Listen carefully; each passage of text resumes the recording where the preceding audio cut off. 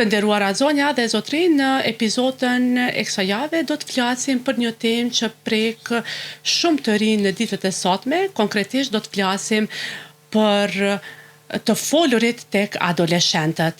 Se si ndikon të folurit në vetbesimin e tyre, si ta kuptojmë dhe ta trajtojmë belbëzimin dhe çfarë roli ka teknologjia në mënyrën se si adoleshentët komunikojnë në mes vete. Në vazhdim të emisionit do të flasim me të ftuaren time në studio që për sot është logopedja Albina Statovci, e cila do të na ndihmojë që të kuptojmë më shumë rreth kësaj teme dhe gjithsesi do të ndaj përvoja dhe punën e saj, gjithsesi këshilla për dëgjuesit e këtij emisioni. Zonja Statovci, mirë se erdhët dhe faleminderit shumë për kohën që keni ndarë t'jeni në emisionin për një botë më të mirë. Faleminderit juve për ftesën, gjithmonë kënaqësi me qenë pjesë e emisionit juve. E nderuar, a mund na tregoni për fillim se çfarë dallimi ka në mes të folurit të qartë dhe vetbesimit tek adoleshentët? Jo vetëm të adoleshentët, po fillojmë edhe tek fëmijët, tutje në moshat e rritura. Komunikimi i rehatshëm është faktori kyç për zhvillimin e një jete më proaktive, më sociale, po e në anën tjetër ndikon natyrisht edhe në vetbesimin e fëmijëve sidomos në pjesën e adoleshentëve. Faza e adoleshencës është një prej fazave më të vështira gjatë rritjes, edhe ndryshimeve më të mëdha që ndodhin në atë periudhë. Natyrisht një komunikim i rehatshëm e lehtëson në një formë këtë fazë, po tek adoleshentët të cilët hasin në vështirësi qoftë me rrjedhshmërinë e të folurit, qoftë me artikulimin e të folurit, natyrisht se kemi një zbehje në vetbesimin e tyre apo një ulje në vetbesimin e tyre. Me që është një gjendje që të disa ndoshta është e lindur, por tek të tjerat mund të jetë edhe e fituar. Cilat janë shenjat e para që tregojnë se një adoleshent ka vështirësi në komunikim, realisht edhe e pengojnë në shoqëri? Zakonisht vështirësitë apo mos rrjedhshmëria e të folurit shfaqet në moshën 2 deri në 6 vjeçare. Kjo është periudha më kritike e shfaqjes së mos rrjedhshmërisë, e të disa persona kalon, po të disa tjerë përcjellin gjatë gjithë jetës.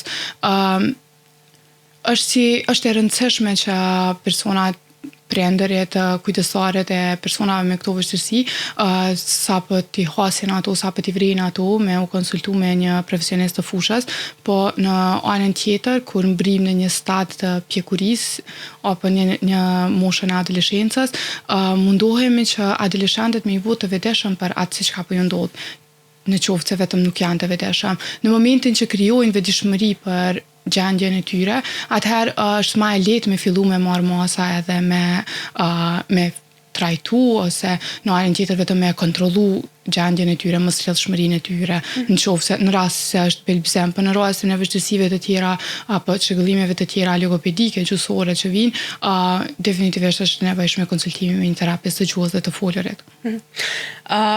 Tani përmende belbëzimin, këtu më intereson shumë të di diçka se pse belbëzimi shfaqet ose theksohet në periudhën e adoleshencës. A ka të dhëna të tilla? Ka të dhëna të tilla, edhe në krahasim prej fëmijëve në fazën e adoleshencës, simptomat janë më të theksuara për shkak të vetdijes të personave. Adoleshentët janë më të vetëdijshëm për mënyrën e komunikimit të tyre, edhe kjo pastaj u shkakton pasiguri, vështirësi në komunikim, mbyllje emocionale, vështirësi në socializim me të tjerët, për shkak të kësaj vetdijes që e kanë për mënyrën se si po flasin, presin që kanë me qenë të bullizuar për të tjerëve, ose veç nuk janë rehat me mënyrën se si ata komunikojnë, e për këtë arsye në fazën e adoleshencës shenjat e belbëzimit theksohen pak më shumë se sa në fëmijëri. Përmende pak a shumë rolin e prindërve dhe të mësuesve ose të kujdestarve që duhet të kontaktojnë një po menoj profesionist të fushës kur vërin këto shenja tek fëmijët të flasim. Ndërsa tek adoleshentët gjithsesi është ndoshta e njëjta po menoj i njëjti tretman, por cilat janë gabimet më të shpeshta që zakonisht i bëjnë prindërit dhe kujdestarët, mësuesit, kur mësojnë se një i ri belpson, ka probleme me belpsimin? Në përgjithësi sfidat më të mëdha janë me vendos para belpsimit, sikur një gjendje që adoleshenti e ka vendos vetë me pas. Është shumë e rëndësishme që mos me i ngut, me prit kohën që ju duhet për me përfundu mendimin e tyre. Është shumë e rëndësishme që mos me i shtyqe me ndalu edhe me fillu përsëri nga e para.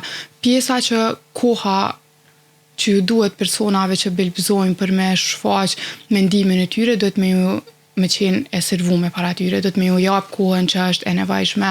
A janë mandej prindërit edhe kujdestarët, domosdoshmërisht ata që duhet me i drejtu fëmijët apo adoleshentët, në ditët e sotme teknologjia po e lu një rol shumë të madh edhe në këtë aspekt, kështu që ata po mbrin që me orientu edhe vetë dhe me kërku ndihmën e tyre edhe vetë, qoftë përmes videove informuese që munden me i pa në rrjetet të ndryshme sociale, apo qoftë me shku me kërku ndihmë drejt për drejt e një profesionist i fushës. Po tani kur përmende teknologjinë, domosdoshmërisht më duhet ju pyet se si ndikon teknologjia apo përdorimi i telefonave në trajtimin e belbëzimit? I kemi edhe anët pozitive dhe anët negative të teknologjisë. Që janë? Aspektet pozitive po na ndihmojnë shumë videot informuese që vendosen edhe për personave që belpsojnë, po në anën tjetër edhe për personave që janë profesionist. Ndihmon shumë që me rrit pak vetbesimin në aspektin social, për shkak se mbrin që me shkru edhe me komuniku mendimet e tyre pa pas atë presionin se qysh ka me artikulu, po thjesht me shkru. Kjo është shumë e thjesht. Edhe në anën tjetër, munden me marrë shumë lehtë terapi, teleterapia, marrin terapi prej rrjeteve sociale ose prej internetit, ma lehtë se sa me shku edhe me u ballafaqu drejt për drejt me dikaj. Kështu janë anët pozitive, po mandej vijnë edhe aspektet negative që munden me kriju një lloj rehatije me shkrujt e mos me komuniku. E mandej që kjo është një prej aspekteve ma të vështira që munden me përforcu pa dashje.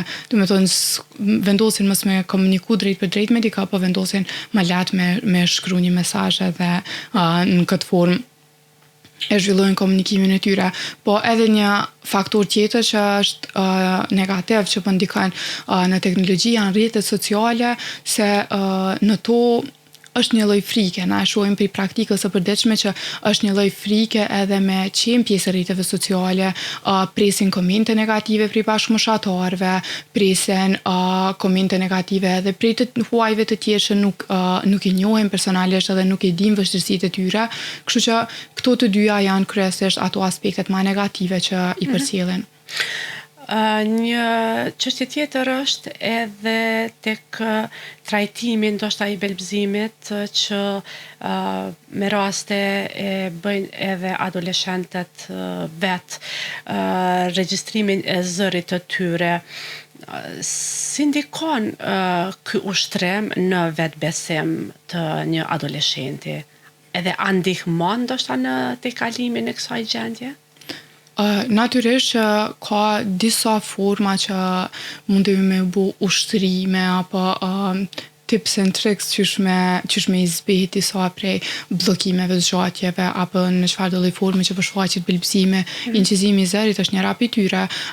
Personat e kanë më të lehtë që me incizu zërin edhe me shfaq mendimin e tyre pa e pas presionin që po e përcjell dikush, po mandej kur të dëgjojnë, i ndihmon shumë që me qenë më të vetëdijshëm për mënyrën se çfarë po artikulojnë. Natyrisht kur një person që belbëson e të dëgjon veten duke folur rrjedhshëm, ndihmon drejt për drejt drejt në rritjen e vetbesimit edhe e shtyn tutje që me provu mandej që të formë të komunikimit edhe pa e incizu po në raport me sy më sy me një person të dytë.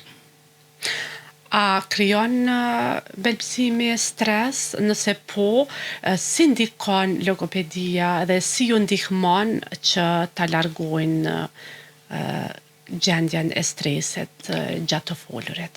Belbëzimi njihet ndryshe edhe si rregullimi i ankthit.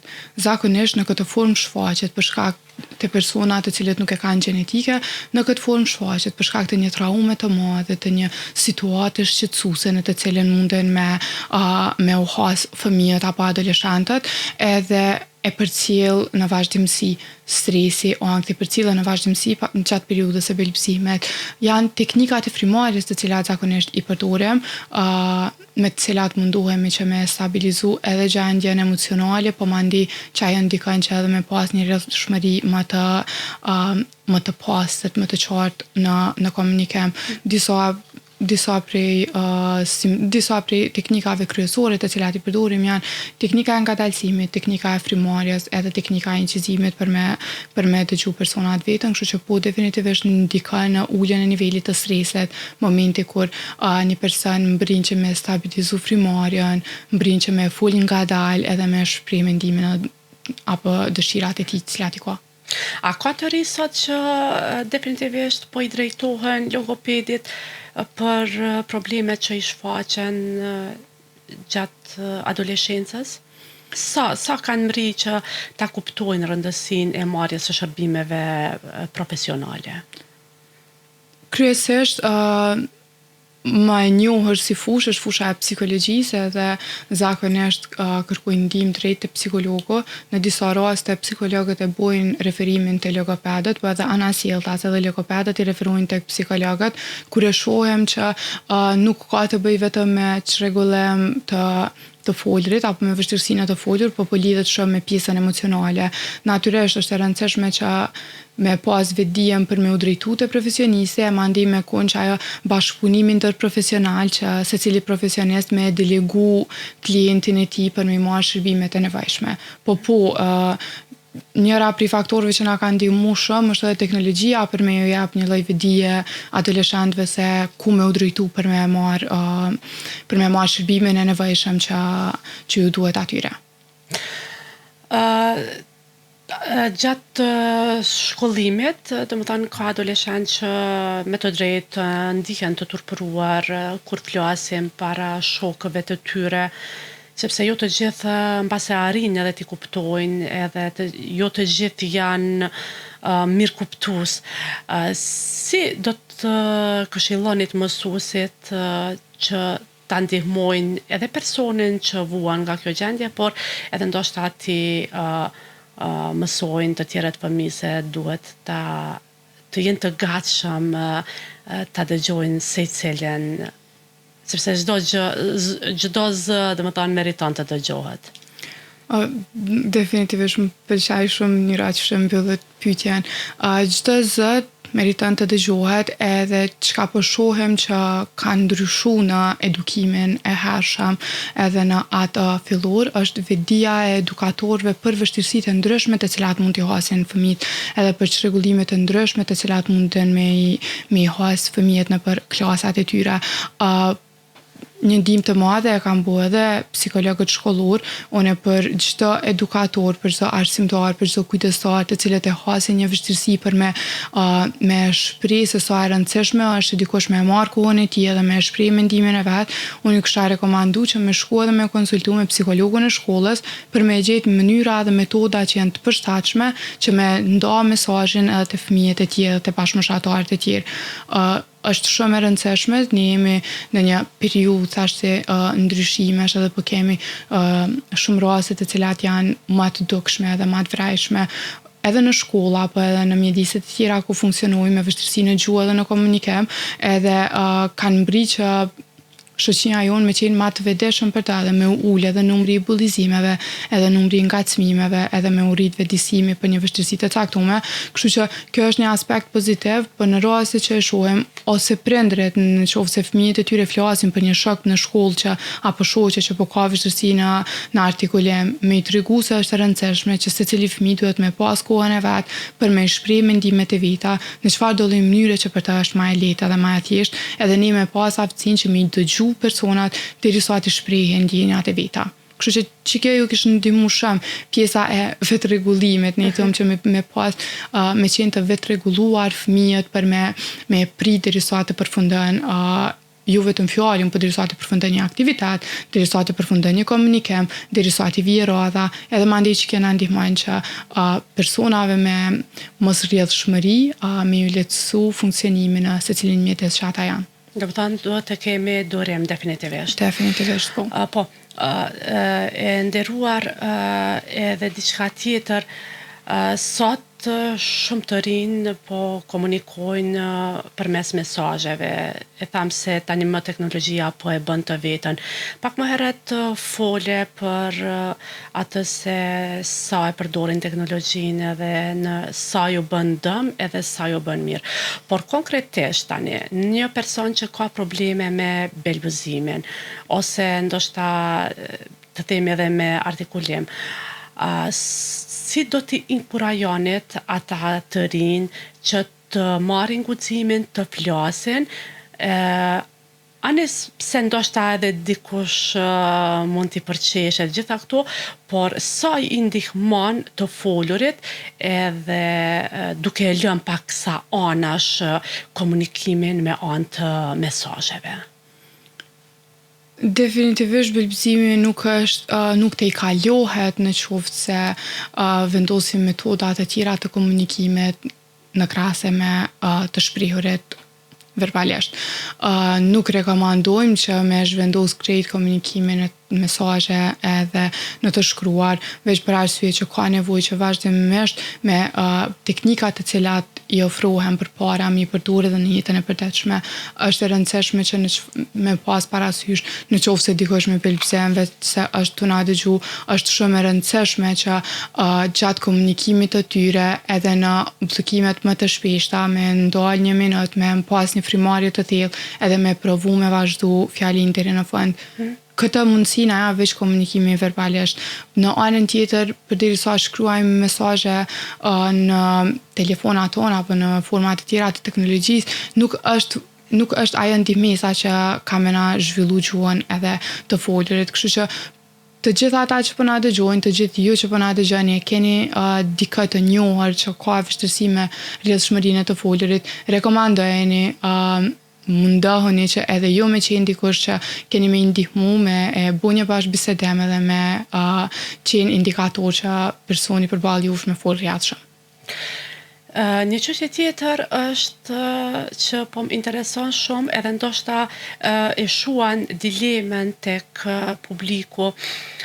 A ka raste zonja Satovci kur ndoshta një i ri ka ankth social, ndoshta kjo është temë krejt tjetër, por që duke ju drejtuar një mase edhe ndoshta të themi belbëzon, kështu i krijohet përshtypja se ka belbëzim, por nga ana tjetër ndoshta identifikohet se ka një ankth social edhe pikërisht për këtë çështje vepron ashtu, domethënë ngjic ndoshta në të folur.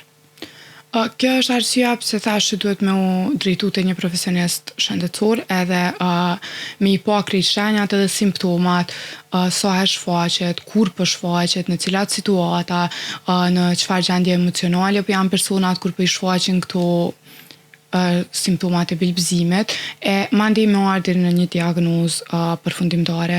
Zakonisht kur shfaqet belbëzimi presim deri në 6 muaj për me fillu trajtimin, se mundet me qenë vetëm periudhë kalimtare për shkak të ndryshimeve emocionale që mundet me i pas një person. E kur jemi te persona që vinë për me marrë shërbime logopedike, po që nuk diagnostifikohen me belbëzim, por vetëm mos rrjedhshmëri për shkak të niveleve të larta të ankthit edhe të stresit, ne i drejtojmë direkt te profesionistët e fushës që janë psikologët, edhe mandi e shohem që me trajtimin e ankthit zbehen edhe shenjat e belpsimit. Që të inkurajojmë të gjithë ata të rinj, ndoshta që ballafaqohen me një gjendje të tillë, nga përvoja juaj, a keni pas raste që ndoshta keni has pikërisht në kësi adoleshent që e kam pas një ankth social, por nga ana tjetër janë friksuar për një belbzim të mundshëm? Po, edhe ndodh shpesh, po çka duhem pas parasysh është që në kohën në cilën po jetojmë ka shumë ngarkesë edhe psikologjike, emocionale, të cilën fëmijët, adoleshentët tonë e përballojnë çdo ditë, qoftë në ambientet e shkollës, qoftë në mjediset e tjera në të cilat funksionojnë, kërkesat ndaj tyre janë më të larta, edhe normalisht që mandej kjo shkakton që me qenë emocionalisht më të dobët, edhe në momentin kur jemi më të dobët emocionalisht, mandej na shfaqen shenja dhe simptomat të cilat munden mos me qenë të qëndrueshme për me arrit në një diagnozë klinike. Jo domosdoshmërisht, çdo shenjë të cilën e kemi na çon drejt një diagnoze klinike, kështu që për këtë arsye, për çdo adoleshent i cili në çfarëdo lloj forme e sheh veten që nuk është në nivelin të cilin ai e prat, qoftë në aspektin emocional apo në aspektin social ose në të shprehur, i rekomandojmë që me u drejtu tek logopedët, tek psikologët, e mandej ajo i ndihmon që me arritë dhe me t'i kalu këtë fazë më lehtë.